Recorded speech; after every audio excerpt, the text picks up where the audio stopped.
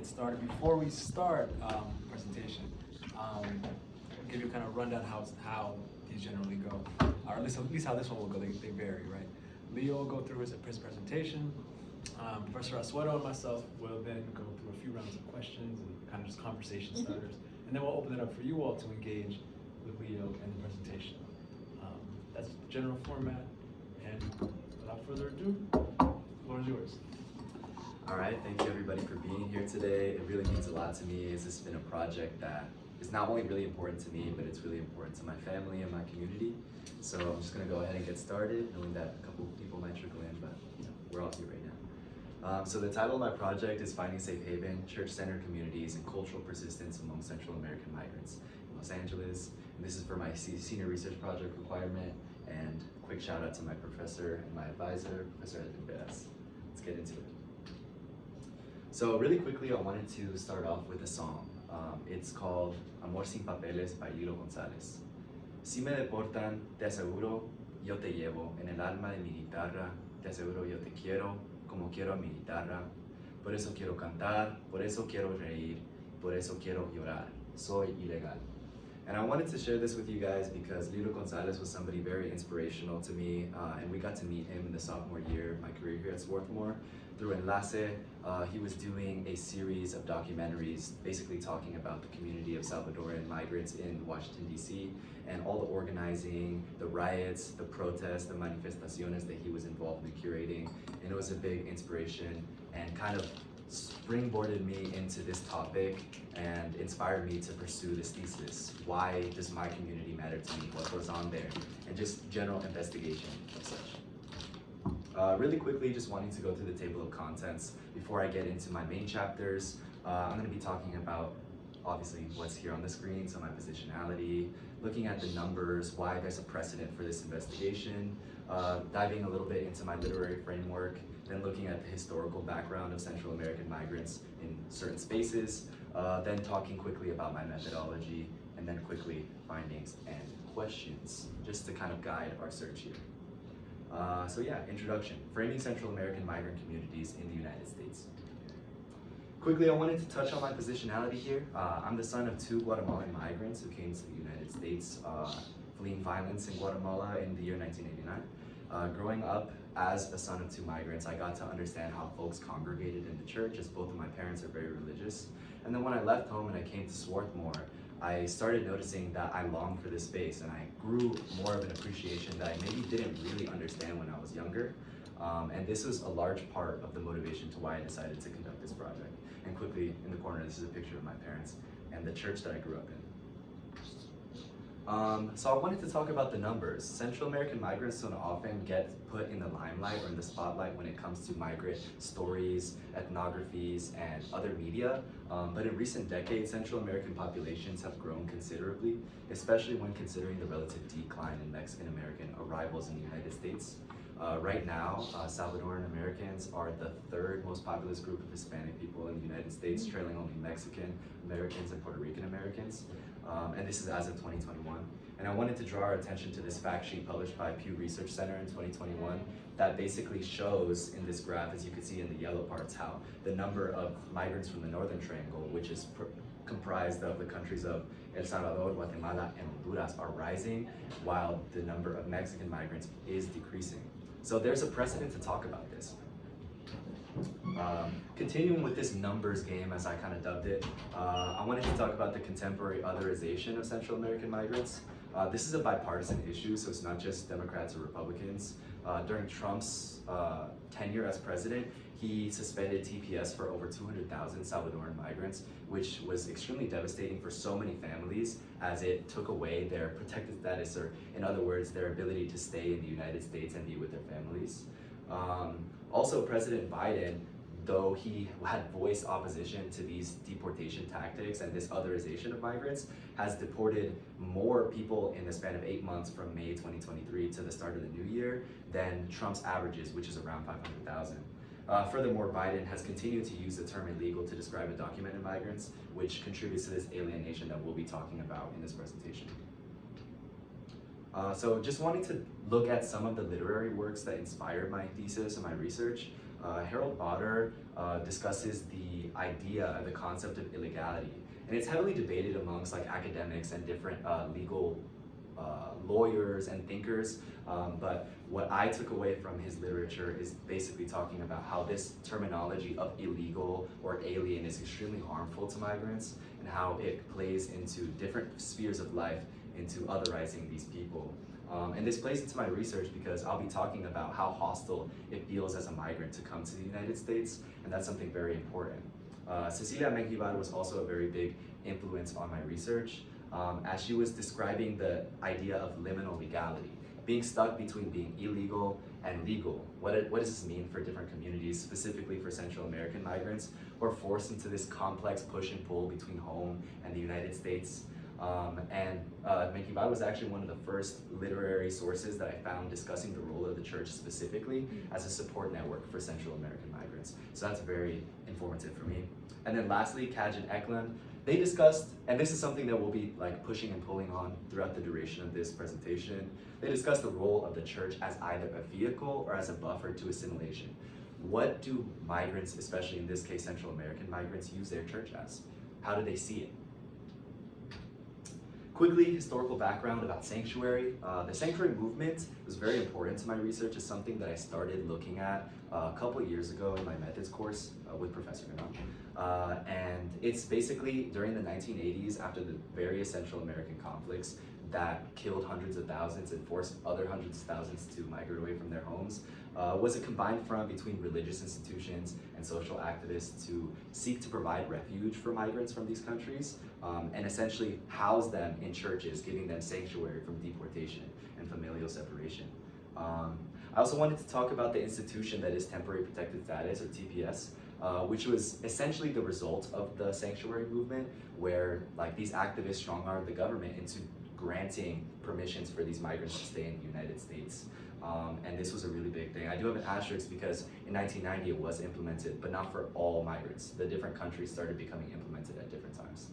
I also did want to touch on the idea of space as a stronghold and as a grounding force for communities. Not only churches were involved in these movements, extra-religious mutual aid centers such as Carecen was established in 1974 during this movement, and still to this day they serve to help the community in so many different ways, including providing legal support, daycare, career services, English language learning centers, and this program started in 1974 has spread across the country. There's bases in Los Angeles, Chicago, and other places as well. Quickly talking about my methodology though, this is the part where I got really excited. I got to talk to different members of my community, and with the help of my advisor, I developed a list of questions to ask during semi-structured meetings with my community members. And these were semi-structured for a reason. I wanted them to be as authentic as possible. Understanding that interviewing may always be a little extractive, I wanted to try to make it seem as normal as possible, as these are people that have been in my life for a very long time. And so I wanted to capture their emotions in response to receiving support, to giving support, and existing within these spaces. I also utilized the snowballing method, which is essentially where I ask one interviewee if they knew of somebody else that would be willing to talk to me, who maybe had certain experiences that pertain to my research. And this was very, very fruitful. Quickly, just looking at the descriptive stats of the people that I interviewed, their ages range from 42 to 55, and in terms of gender distribution, I interviewed 5 women and 1 man. They identified racially and ethnically as Latino or Latina, Guatemalteco or Guatemalteca mainly, and then either as Centroamericano or Centroamericana, which was a big theme that surprised both me and my advisor. I also wanted to talk about the documentation struggles that my interviewees and my interlocutors faced. 5 of 6 of my participants have achieved full citizenship in the United States or residency status, but every single one of them has experienced illegalization in their lifetime, and they all have at least one family member who is currently undocumented and being illegalized. Also quickly, I touched on 2 main communities in my interviews, La Iglesia Centroamericana and the Guatemalan community at large in Lawndale, California, which is where I grew up. So yeah, I wanted to introduce some of the research questions that guided me throughout my entire process, not only of making this presentation, but also in my interviews, as well as my preliminary writing. And I'll read these out to you. What are the challenges faced by Central American migrants, and how do they navigate issues of documentation status and cultural preservation? How do emotional experiences of Central American migrants within church center communities in the United States shape their sense of belonging and social support networks? And how do these communities foster connections with their homelands and maintain transnational ties? So this is hopefully something that we can sit with throughout the rest of the presentation. Quickly, I divided this presentation into 3 chapters, and I'll just break this down for everybody here. Firstly, the first chapter is called A Migrant's Burden, which is where I discuss the challenges of being a Central American migrant in the United States, starting with the hostile context of reception when these migrants get to the United States, and then looking forward. Also wanting to talk about my second chapter called Center and Community, where I investigate the methods of mutual aid and social support networks that are developed within these community spaces. And then I also am going to touch on my own experiences in these places. And then my last chapter is called Building Bridges and Buffers. I'm talking about the emotional, the affective. How do my interlocutors respond to receiving support, giving support, existing in these spaces? But also, what does this mean to them? And quick findings based off of my research before we get into the very specific nitty-gritty. Looking at social networks for survival. Throughout my research, I was learning about how different of my interlocutors identified as being recién llegados, that means recently arrived, and how folks turned to community and support for survival resources in moments where they didn't have anywhere else to go. This was something very impactful for me. Additionally, I wanted to look at the idea of connections to home. A lot of my interlocutors talked about their longing for home, how they couldn't go home, and what it means for them to have the hope of returning home one day. And I also wanted to talk about creating a buffer, not a vehicle. I mentioned earlier for the Catch and Ekman readings, how this is kind of like an interplay, a back and forth that many academics are looking at for different migrant communities. What role does the church form? Is it a buffer towards assimilation? Is it a vehicle towards Americanization? And through the retelling of stories and connections, I posit that these community spaces in the context of Central American migrant communities function as a buffer to assimilation, where people can recreate their homes. Going into chapter 1, A Migrant's Burden. I wanted to talk about the extremely hostile reception that many Central American migrants face in the context of the United States. A lot of my participants talked about their stories of hardship when they came to the United States for the first time. Again, the idea of el recién llegado is a motif that was mentioned by 5 of 6 of my participants. And the language barrier was also mentioned by all of my interviewees. And these 2 ideas, I feel, are very poignant, especially when we look at this quote that I got from one of my interlocutors, Amelia, who's 53 and a member of the Londell, Guatemalan community. Les cuento a mis hijas que cuando yo agarré mi primer trabajo, yo solo esperaba que llegara la noche. Yo me metía a mi cuarto a llorar, que yo decía, ¿qué estoy haciendo aquí? ¿Por qué me vine? Yo lloraba, uy, así, desesperada. Que si yo hubiera podido me regreso porque pues sí, es que uno se siente tan fuera de lugar, porque en primera no habla el idioma y no conocen las costumbres de tanta gente, y pues se siente uno totalmente fuera de lugar. I'm keeping this in Spanish for a reason, because I felt like the emotions that this person shared with me was extremely impactful, and it's something that has stuck with me throughout my entire research process. But basically, Amelia here is telling me how she tells her daughters about her story about when she came to the United States. She got her first job where she was exploited and treated unfairly, and she was allotted a room at this house that she cleaned. And she would go in there at the end of the day just waiting to let her tears out, and just think about why she made the decision to trek across Mexico to come to the United States. And she was so overwhelmed, not being able to speak the language, not understanding the cultural practices of the people who she worked for, the people around her, was extremely overwhelming for her. And it kind of personifies this idea of hostile reception. Another main theme that my interlocutor shared with me was the idea of familial separation. Hermana Lola, 55, as a member of La Iglesia Hispana Central, La Iglesia Centroamericana, shared to me a personal anecdote when I was relaying a story that my mother had told me when I was young, how she had to wait 8 years to see her mom after she came to the United States because she couldn't afford to go back home. Hermana Lola stopped me and she said, yo 14 años, dejé mi hijo de 5 y lo fui a ver de 17, no, 19. Estaba en el colegio cuando lo fui a ver. lo dejé de baby. Es duro, es duro. And so this was something that Hermana Lola told me, fighting back tears, when she was essentially relaying the information that she left her son when he was 5 years old and had to wait 14 years to see him again. And the change of the man that he became was extremely impactful for her. He was in college, and the last time she saw him was when he was a little baby. She was talking about essentially how hard this was for her. And I really did appreciate that vulnerability in this conversation that we had. And this is something that many other community members can relate to. In the same interview, Hermana Lola mentioned how the Misioneros branch of the church that fundraises for the construction of churches in the home countries of the members of the congregation, she talked about her role as a misionera. And she shared the ideas that this impact has on Central American migrants, the idea that building a church at home could be like a bridge, a transnational kind of voyage to go back home, even if they physically can't be there. Quickly, other difficulties that I noticed in the context of Central American migrant communities was the language barrier. 3 or 6 of my participants cited issues accessing medical attention due to the language barrier. They cited el miedo, which means fear, as a reason why they couldn't seek help, whether that be fear of reporting to legal authorities or fear of shame. These are things that were very poignant for members of my community. Mobility was something else in the context of Los Angeles, which is the greater area where I was conducting my research. It's very hard to get around if you don't have a car, and cars can be expensive. And so carpooling was something that was cited. Hermana Samantha, 47, who's a member of La Iglesia Centroamericana, said, yo les digo, yo siempre he ofrecido raite, which means ride. Porque si en mí está el poder ayudar para que estemos congregados, estemos unidos, mejor. So she's basically talking about how if it's up to her, even if it costs a little bit of time, she's gonna try to go pick people up and bring them to church or bring them to the doctor in whatever way she can. And this was super cool for me. Like I didn't know that she spent so much time doing this, but it was very important.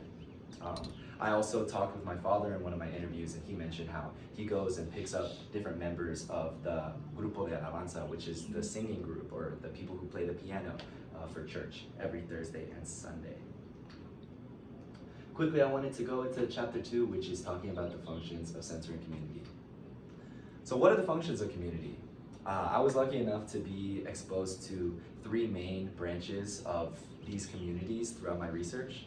The first of which is La Cundina, which is a community-oriented method that is essentially like an alternative to banking. It operates through the leaders of small familial units or businesses that pool money together in a round-robin style. And they collect money on a weekly, monthly, or bi-monthly basis. And then at the end of this round robin, they receive a certain amount of money that they could use for rent, maybe grocery shopping, or in bad cases, sometimes for medical bills or a funeral. Something else that I was exposed to was this kermes for funerals and sick people. Kermes is a fundraising event where individuals buy food or ingredients to prepare traditional Central American dishes for sale. Then the money that they raise from these sales is given to a family in need, whether that be because they lost a loved one and they can't afford the funeral expenses, or because the mounting medical bills are becoming too much for their own family to bear. And then lastly, as I mentioned before, Los Misioneros is a branch of the church that I was operating in and the church I grew up in that builds churches in El Salvador, Guatemala, Honduras, and Mexico. And they also build housing for people in the community. Quickly, I wanted to talk about my own participant observation. When I was 6 years old, my father fell ill to a very rare paralysis called Guillain-Barré syndrome. And this was a very hard time for my family.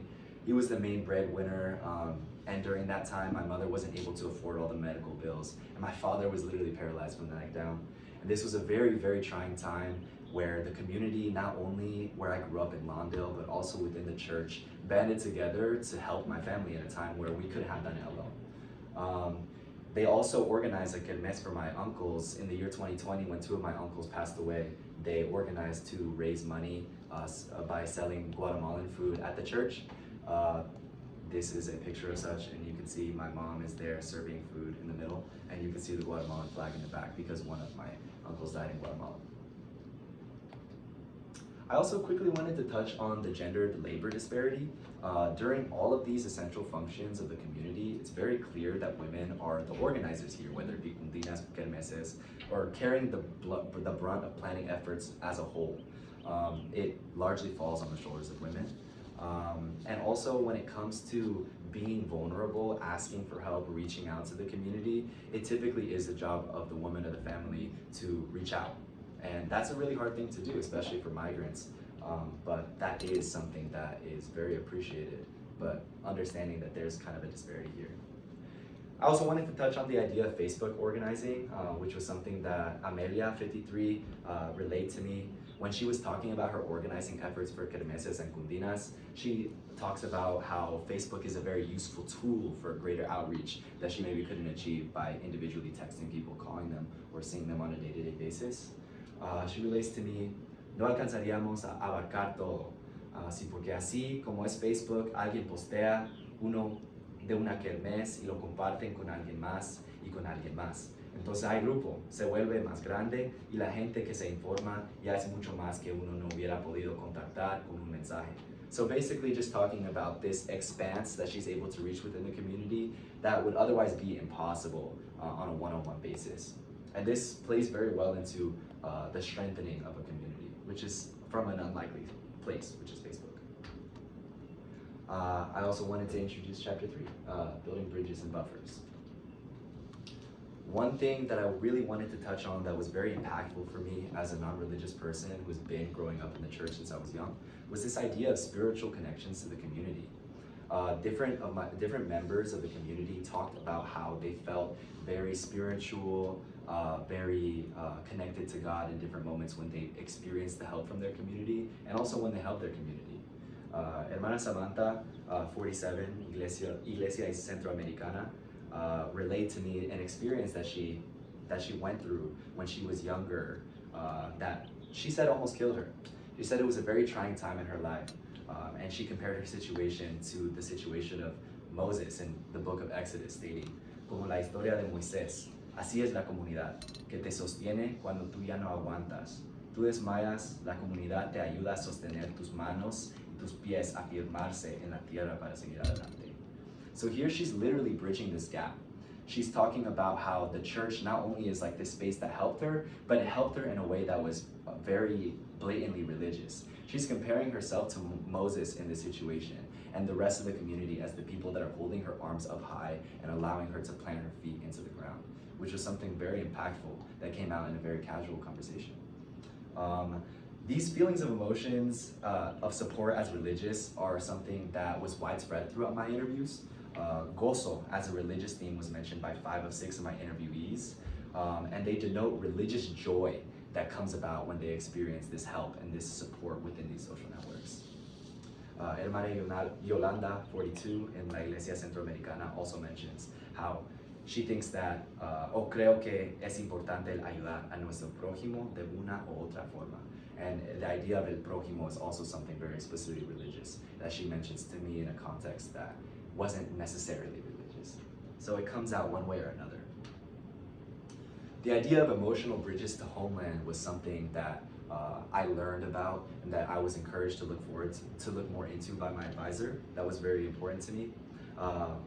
Basically talking about how the church in its physicality can allow people to have images or hopes from going home, even if they physically can't be there at that moment. Hermana Lola, 55, Iglesia Centroamericana, describes a recent construction of a church in Honduras that was funded by our church in Inglewood, California. She describes how many of the Honduran members of our community came up to her as they know her as like one of the main members of Los Misioneros, and they say que se sienten contentos porque dicen que sus hijos van a ir, which is basically talking about how happy they feel because even if they're not able to physically go back to Honduras, their kids can go one day and they could go to this church and they could see the housing that was built there and experience the community that they can't. Hermana Amelia, 53, as part of the Londel Guatemalan community, also talked about this. When I asked her why she finds joy in hosting cocinaditas, which is essentially cookouts, she explains that this is what she wants to be remembered for.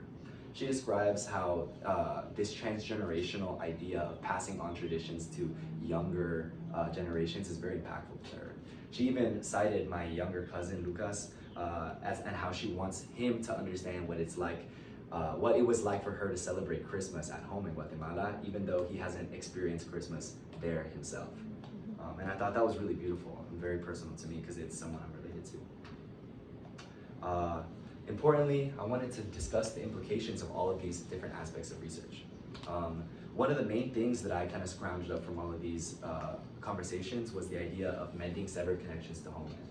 As the United States has proven to be a very hostile place for cultural preservation for all migrant groups, but in specific, these Central American migrant communities, church-centered spaces function as a physical spot where people can preserve their culture and provide a hope of return. Literally, when people can't go home, they are able to build a church in their home countries and send groups from the congregation to go and visit when they physically can. And I think that was very powerful.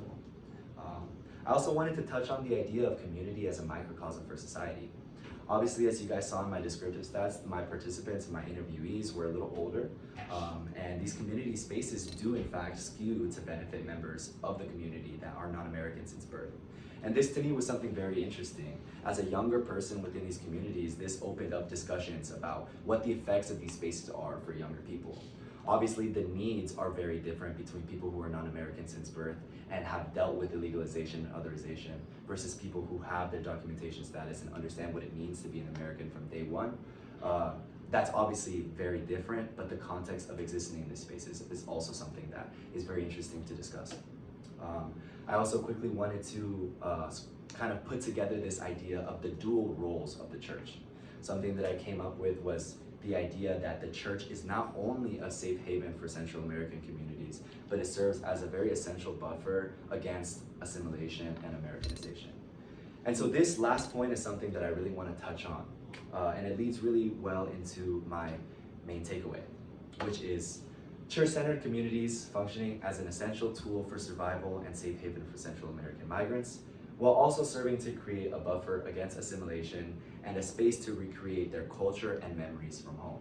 So not only is it a place physically where people can come to see each other, come and get respaldo or support from their community, but they also could preserve the things that they love and the things that they can't access otherwise from their home countries. And this was something that has stuck with me, and it's something that is going to continue to inspire further research. But this was the main idea of my research project. And with that said, I quickly want to thank everybody that's here. Special shout out to all of my friends who helped me throughout this very difficult time. I know I was going back and forth on my thesis process, so it's very meaningful that you guys are all here. Shout out to my family at home and to my community for all of its support, because I know for a fact that I wouldn't be here at this institution or even about to complete my undergraduate without them. So that's very important. I wanted to do that acknowledgement real quick. So thanks everybody, and I will open the floor to questions.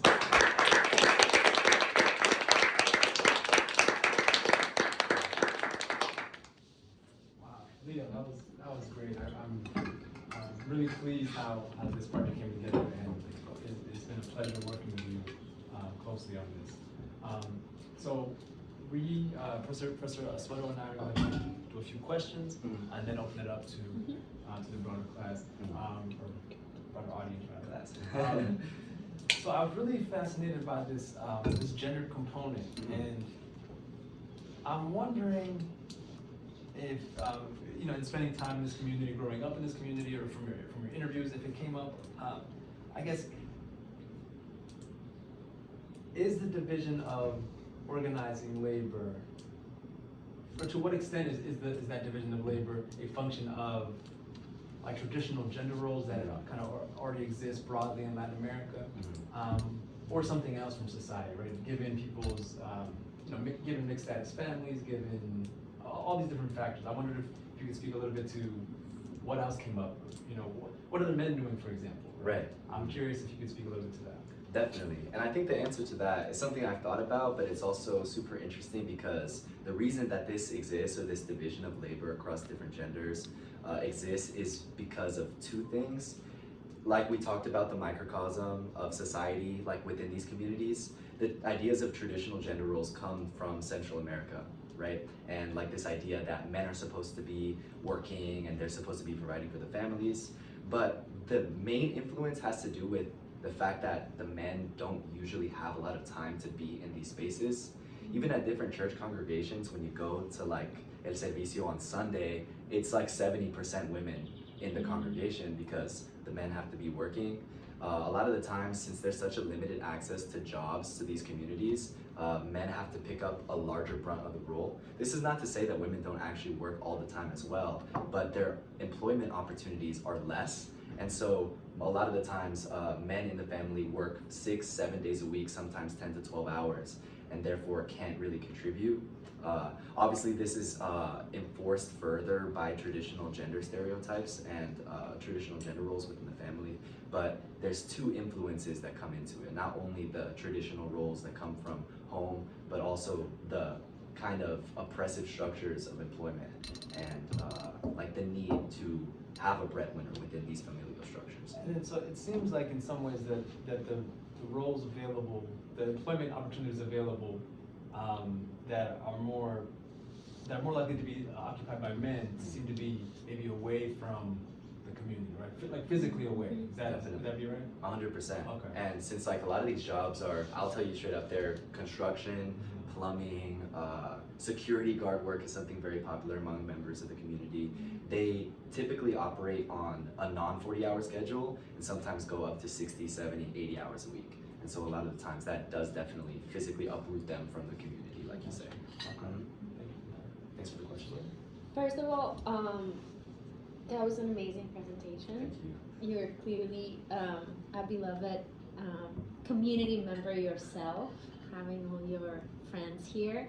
And as someone who's encountering your work for the first time, no, it's really powerfully done. Felicitaciones. Muchas gracias. Increíble. And I guess more than questions, I'm gonna mention a couple of places where I'm wondering if you're gonna keep thinking about it, right? Because the great research is not just about great findings, but about getting to new questions. Exactly. And here are the questions I was left with after thinking with you over the course of the presentation. And one is, so your research offers a picture that is very hopeful in the sense that this is actually a community-making device, clearly. At the same time, you mentioned towards the end something that made me think of intergenerational differences, right? Because it's not only Americanization, but also the fact that newer generations might feel less compelled by religious ideas because nonetheless these are, I mean, I was raised Catholic, right? And I think that one of the things that starts to become attention is that has to do with life choices, etc., vis-a-vis an environment that can be fairly conservative, right? So if you're coming out and in such an environment, if you're not getting married, right, all sorts of things that might be, if you encountered, and your interlocutors, they seem to be, well, the ones that we saw the quotes from, they seem to be in alignment value-wise, but could you sense also tension? Were you interested in people expressing or contradiction, both things at once, or ambivalence, right? Like, this is a place where I find community, but I also feel conflicted, right? I think I'm a popular a popular example is, I think, if you've seen the series Sex Education, oh my god, and if you haven't, then you should. I guess I gotta add it to the list. There's this wonderful character who's a queer kid who has a very religious family, immigrant family, right, in the UK, and he struggles with this question so much, right, like both loving that community and what it means, but also feeling like it requires him not to be authentic. And so I'm wondering were those conflicts something that emerged at all, or maybe in your sample they didn't, and do you have questions about that, or right. Right. As something that's also part of this reality, this social world? Yeah, I mean, I think you touched on it very well at the beginning. Like, the people in my sample are from an age range that was Yeah. only like 11 years. Yeah. And so they pertain to a very similar generation that have experienced a lot of the same things. And so when they do recreate these spaces, they recreate kind of what they miss from home, which home was in the 1980s. That was a very long time ago. And that's not to say that these same problems of otherizing people with different identities, perhaps that are queer or maybe just have different political views, not to say that that didn't exist in the 1980s, but it's obviously more ever present now. And so I don't think that there was a tension within this particular sample, but there definitely is a tension between these generations. As a matter of fact, when I did take my methods course with Professor Ganam, I wrote a smaller paper about a very similar topic, which was kind of the opposite of hopeful when it comes to younger generations within this same church. It was the same physical space. And I actually interviewed some of the people in this room who also exist or were growing up in churches in Los Angeles. And the reality is that it does have a big conflict, or there is a big conflict between these generations. Not only with people who have different gender identities, sexualities, and are perhaps like otherized within these spaces, but also with people who generally just don't experience religion the same way. There's a 20, 30, 40-year age gap between a lot of these generations. And so me, as somebody that's not very religious but has still enjoyed coming back to these spaces, I still kind of feel this tension. Like I don't have any crazy tattoos or anything, but my dad asked me to take my earrings off when I go to church. And so that's something that I've experienced that is very small, but it says a lot for somebody that loves me a lot and cares about me, but still wants me to fit into this kind of ideal within his space that he loves so much and gives so much to. And so I think that is definitely a limitation for my research, is the limited sample, but it's also something that, like you said, can open new questions, like what are these differences? Why do they exist? Obviously age is a factor, and is there a way that we could try to bridge the gap and reconcile these differences is something that I'm definitely extremely interested in, because I do really appreciate the healing, restorative, and like social network, everything aspects of the church, but I also understand the harm that can be inflicted upon people with different identities who maybe don't feel that safe or connected to the Right, church. and our church is adapting, which is another Right. question, right? Like our church is changing. Our new leaders within the church, because that's a big concern for the survival of churches in general, is you have to attract a younger generation. And just the second thought that I had, I thought it was very interesting, this deployment of a misionero strategy, which has a colonial history, Exactly. and backwards, right? And so I was thinking, is this decolonial misionero? Or is this, how is this a sort of counter misionero practice? Right. I was curious how you read it. Yeah, I mean, I think that the name Misioneros is something so that I didn't really like, but I grew up with it. That was something that was just part of the church that I never really thought more of. And as I grew older and I became a little bit more politically aware, I kind of understood that, like, oh no, that's like missionaries or missions that we understand has a very negative colonial connotation. And though I don't think I can answer very explicitly whether this particular branch of the church is 100% decolonial, I do think that it serves a decolonial purpose. When we acknowledge that there are colonial forces or neo-colonial forces that force hundreds of thousands of people from this region to come to the United States, any like inkling of liberation that they can derive from being able to experience this church in their homeland is, I think, implicitly decolonial. And that's something that I do appreciate within the church. Though I do wish that the name was a little different, I think that that's something that my professor and I have talked about, that even when we were formulating my list of questions, I was trying to be very explicit about the language that I use, like stuff that I learned in class. But professor would always tell me that these people, they understand exactly what I'm talking about, but they might not use the same language because I just picked this up at Swarthmore, right?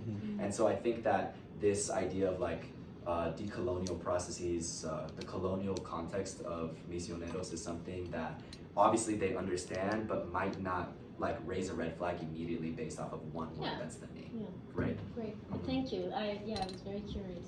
That was a great answer. Thanks. I'm thinking about. I really love those questions too, and some of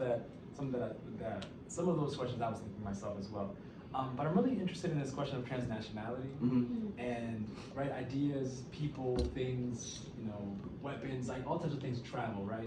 But I'm really interested in this idea of culture and ideas traveling in both directions. Right. So I wonder if you could speak a little bit to not only so now there's folks in Los Angeles region that want to preserve Guatemalan culture, Central American culture in this area, but what is there to be said about what is being brought to the new church in the new town in Guatemala? What Americanisms are being brought this way? Did that come up? Is that something that you're aware of, that you've been thinking about? So I think that this isn't something that came up explicitly in my research, but I can talk about it because I have seen this kind of theme of sensationalizing the American in Central America. I think that this happens all over the world, so Central America might not be unique in this way. I've seen it in Mexico, I've seen it in Europe or other places where people sensationalize American artists or American music. But one of the branches of the church has to do with raising money or sending clothes or materials that might not be easily accessible in these Central American countries. And one of the main thing is clothes. Clothes can be very expensive in Guatemala, Honduras, and El Salvador. So the church often raises money to send vacas back. And those are obviously filled with clothes with logos on them. They say Hollister, American Eagle, Gap, or literally those Old Navy 4th of July shirts with the American flag on it. And though people in the United States might not see those as the very cool clothes to wear, as a matter of fact, they're probably out of cycle and that's why they're being donated. In Guatemala, as I see my cousins and my friends on Facebook posting those specific items of clothing that you could recognize from those vacas, and that's something that they are popular for. They could post a picture of their shoes and I'm like, oh, those are my shoes a while ago. Or they'll post a picture of their American Eagle sweatshirt and that will be the most liked post on their Instagram, which is obviously something that I think could warrant further investigation, and that's something that is an ideal that comes back to the original, or to Central America from the United States. But it is really interesting to consider when we consider the harm perpetuated by the United States into these spaces. Why do these folks continue to kind of sensationalize American things? I think that obviously has to do with this idealization of American life and how by wearing these things they might be able to feel a little bit more close to America and kind of escape the reality, the hardships of their material lives at home. But yeah, that's a really interesting question. That's one thing that's very obvious, but further research could potentially expose or highlight other things that have come from the United States back there. I was thinking a little bit about the religion or folks relatively speaking can be more open in their sexuality in the U.S. right? There's still it's not the safest place, but it's relative to Latin America. It is right. So I'm wondering even if those types of things other types of American liberal progressive ideas, etc. So those are the things I was thinking. But I think you answered that well. Do you have any others? No, we can open up to a conversation, and it can be less formal, right? It can just be let's just chop it up, right? Yeah, Leo, I actually have a question for you. I can't remember if it was Hermana Lola that you were describing, but this idea of the stronghold of the community, right? Specifically with this idea of the raite, you know what I mean? Giving people the support in order to be in these community spaces. Did you get a general sense of how these strongholds in the community, were they there, or was that something that needed to be established as these community members? Was it something that was hey, there were these people that were really leading the charge in this, or was it we got here, we had to meet our people, and we had to formulate this as a thing that was necessary for the community? That's a really good question, and obviously I wasn't there for the formation of the church, but I have heard lots of stories about it. And a fun fact about this church is that it recently, and by recently I mean 2 weeks ago, just celebrated its 26th anniversary. So this physical space hadn't existed for a very, very long time. And my parents were there during its formation and the expansion of it, right? And so to answer that question, I think the answer is yes and no. Yes, they did have to literally rent out this space, build it up, tear some walls down, and paint the statue of Jesus up on the front, right? So they had to do a lot of the very physical formations of this space. but they also had a lot of different connections that they knew of before even coming to the United States. I mean, as we know, that's one of the main forces that draws people to specific cities, especially from in a Latin American context. When you have a family member or somebody, even that you know marginally, in a space, you might be more inclined to go there. And so specifically for my family, when they came to the United States, they moved into not a group home, but an apartment where groups of families would live. And that's where they met a lot of the original members of this congregation. For example, Hermana Lola was the person who told my mom, or who told my dad rather, that they were living in, like right outside of Los Angeles in Inglewood, and that they had space for a couple more families. So if you did choose to come, this would be the right time to do it because you could live with us and maybe we could like share expenses and stuff like that. I forget how many families were living in that small apartment, but I went to visit it recently and it's really small, and I know that the number had to be pretty large. And so these connections existed to a small extent before the formation of the church, but these people that I interviewed very uniquely were also involved in the formation of the space that has expanded so much and has also expanded its capacity to give to members of the community. Yeah, thanks for that. Could you go back to your slide with the spiritual community, or like where you talk about gozo? Yeah. Yeah, so something I was wondering about, I thought it was really cool, like where like when the members of where with their community is when they felt the closest to God, or like when that came up. I was wondering if they talked about that happening outside of this particular community, if either it happened before when they were in their home countries with their own church communities, or maybe in other communities that they might be part of, like school, or just like mothers or anything like that. If it happened before, or if this was like something that came out of this specific congregation. Right. I mean, I think that gozo is something that is in a religious context, and so it did come out very explicitly within my interviews. But it's also something that exists every day, and people who are religious experience them in various different capacities in various different spaces. I know in my family, we often have like this running joke that's like, oh, uno se goza, or yo me estoy gozando, in a sarcastic tone when maybe you aren't enjoying yourself that much. And so that derives itself from stories that like my parents would tell me about their childhood. For example, my mom or my grandfather cultivated fruit and sold them as his career for his entire life. And my mom would talk about the sentido, this feeling of gozo when he would come back from the coast of Guatemala with a bunch of plátanos and caña that they would then get to eat, and they would talk about how sweet it was and how the juice would be running down their mouths and stuff, and how uno se goza. And so that's where that kind of joke came from. I also think that like that's something that I wouldn't know how to answer, like this idea of gozo within the family. Like how does being a parent, how does being a mother bring out gozo? And that's something that like I probably would want to go back and ask more questions about that specifically. But I think that gozo in a religious and a non-religious term comes out in different spaces, also including homeland. I think that might be where they're most connected to God and where they experience most gozo. And I think that that's why it's special in this context in the United States, in a place where they do live really hard lives and they work all the time, and like maybe their back aches from like their jobs. Even when they're at church, the instances of gozo are all the more special because it's something that has kind of been taken from them or robbed from them by institutions. So yeah, that's really interesting, like how they might have felt gozo more at home. Question over here? Yeah, I was gonna ask, what do you see for like the survival of these spaces, like for the future? Just because also like growing up in the church space or the church scene in Los Angeles, I've like seen the generational differences and how that's affected like youth participation. So I was wondering like if in your research you consider like what these spaces are gonna look like in the future in terms of their survival. That's not something that I focus on in my research, but it's something that I've thought about a lot.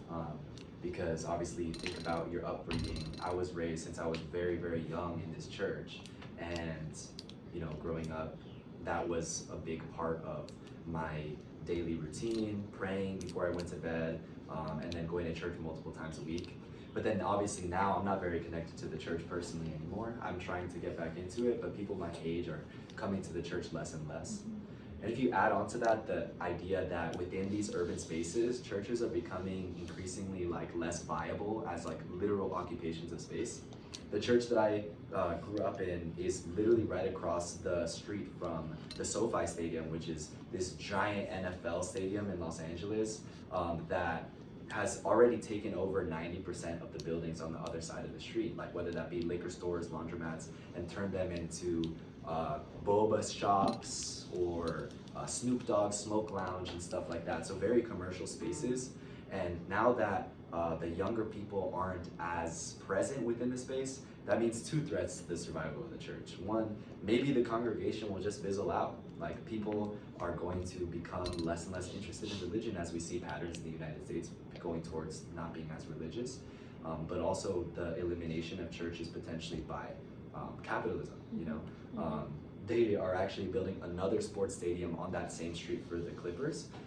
And so the rent prices for people who live around there are going to be more and more expensive. They might have to move away, less people coming to the church and stuff like that. Add on to that that people don't really make that much money, so it's not like they can contribute to competing rent prices. And younger people who might be the hope to make more money are coming to the church less and less. So I think that there's two main threats to the church in that way. Yeah.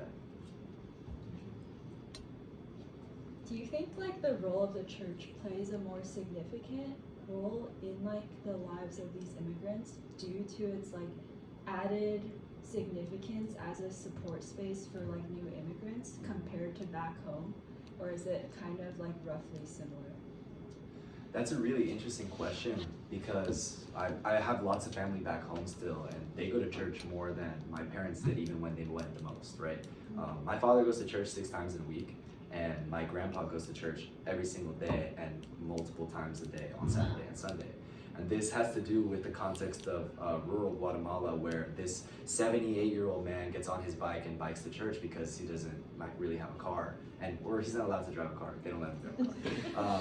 And so it's really, really significant to these older generations in Guatemala. At least that's the context I'm most familiar with.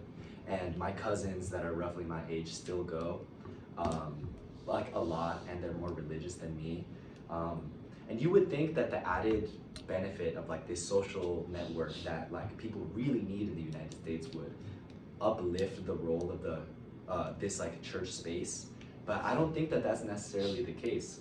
I think that there's something really special to be said about getting to choose 100% authentically about going to church. I'm going to church because it's something I like to do, and I really love to feel closer to God in this space, and I love to share this spot with my community. And that's something that is very viable in Guatemala and is not necessarily the case in the United States. I know for a fact that a lot of people come during Christmas time because the church gives out free gifts to children and they otherwise might not afford it. So that's less of their own agency playing into the idea of them going to church. But at the same time, and I just thought of this right now, there's like Guatemala, Honduras, and El Salvador are still capitalist countries. And so they still have like, the people that I know back home still suffer from the consequences of economic inequality or being poor, and so the church still functions in very similar ways back home. The context is just a little bit different. So that's a really interesting question. Thank you for that. So this will be the last question. Sorry. No, no worries. No, yeah. I think it's just like speaking to Kevin's question earlier, where like, because I'm also from LA, and like, I know that the focus of your research is on the church space as a community space and like as a space where you see all of these things happening. I'm just curious if like this came up in your research at all, or just like from your own personal experiences. Like, are there alternative spaces within the Los Angeles like Guatemalan community where like people have access to these things? Maybe not necessarily the spiritual connections, but like the sort of emotional and financial and like community support. I'm just curious if like this is something that you can speak to maybe. Definitely. I think one specific instance of this is Carecen, which is Central American Relief, and I forget the rest of the acronym, but it's also in downtown LA. And that's something that came to fruition as a non-religious space even during the sanctuary movement, where the religious institutions were the driving force of, you know, creating this protected status for immigrants. And so there exists plenty of those, like resource centers for migrants to come and learn English language, find a job, get a lawyer for their immigration cases. So those exist, but also, and this is something that wasn't super highlighted within my research, but did exist and did come up. People who exist in that church don't always go to church to find these resources, but the people that they know within the church might live close to them, and they form these little like kind of islands of community support outside of that as well. So for example, in Lawndale, that's 15 minutes away from my church, and there's a lot of members of that community that don't go to my church. They might go to a different church, or they might not go to church, but they're still able to access these things. Additionally, in that same community, one person organized a kermes for their relative who was very sick in Guatemala. So these spaces that might not explicitly be religious are helping people from outside of the church, even outside of the country. And so I think that the church is the main space, like it's much larger and it's much more easy to access because the role is more explicit. But as you said, there's extra religious spaces, whether they be like nonprofit institutions like Garesen, or simply just like neighborhoods where people know that they can come if they're hungry or if they need to find a job. Like, oh, let's go and talk to this person. They might know. You know what I mean? Yeah. Thanks for that question. Well, thank you so much.